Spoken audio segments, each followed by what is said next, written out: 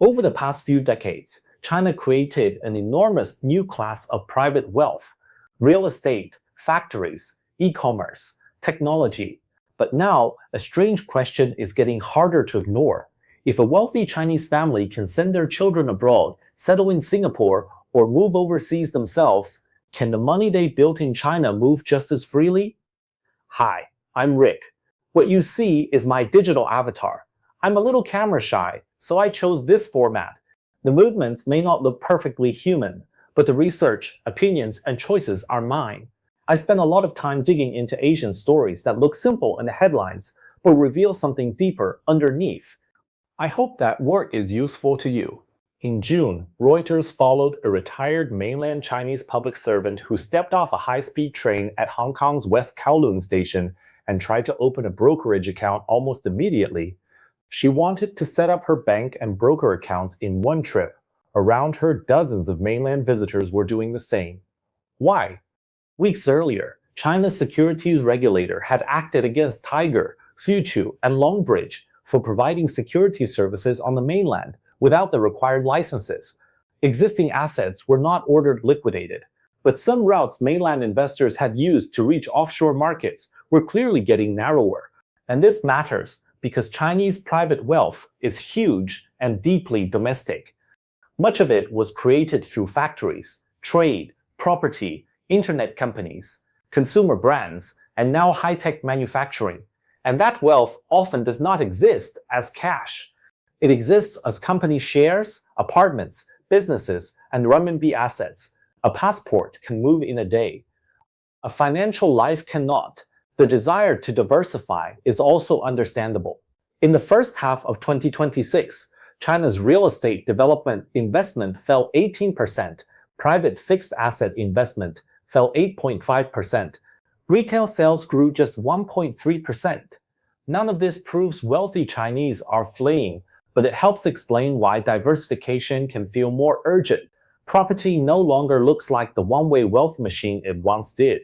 Families are thinking about education, currencies, inheritance, geopolitics, and where their businesses can grow.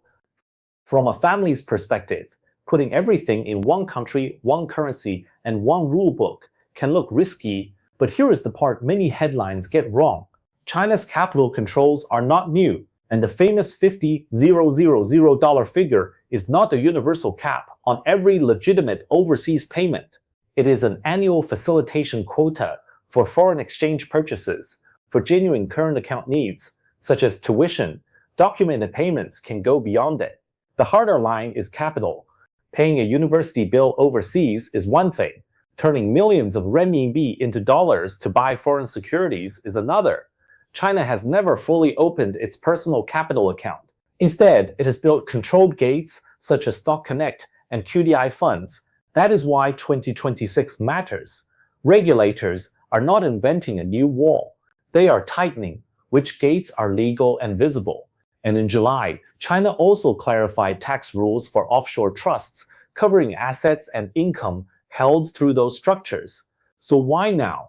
There is no official sentence saying the economy is weak, so stop money leaving. That would be far too simple. But the tension is real.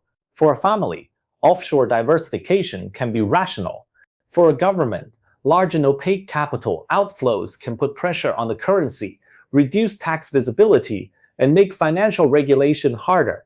What is prudent risk management for one household can look very different when millions of households do it at once, and Hong Kong sits right in the middle of this tension. BCG says Hong Kong overtook Switzerland in 25 as the world's largest cross-border wealth hub, with about $2.9 trillion booked there, driven heavily by mainland China. That suggests a more accurate picture. Beijing is not simply cutting China off from global finance. It is trying to channel cross-border money through routes it can regulate. China is the sharpest version of this story, but not the only one.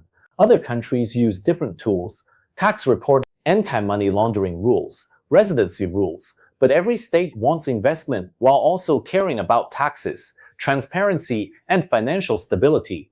Maybe that is the bigger story. Globalization made it easier for people to choose where they live. It did not erase the border around money. For the rich, that means companies, trusts, homes, and investments. For ordinary people, it means pensions, property, savings, taxes, and currency. People can move, money can move, but they do not move under the same rules. I'm Rick. If this gave you a useful way to think about China, please subscribe and save the video. I'll keep doing the research and sharing more Asian stories that are interesting on the surface and more important underneath. Thanks for watching.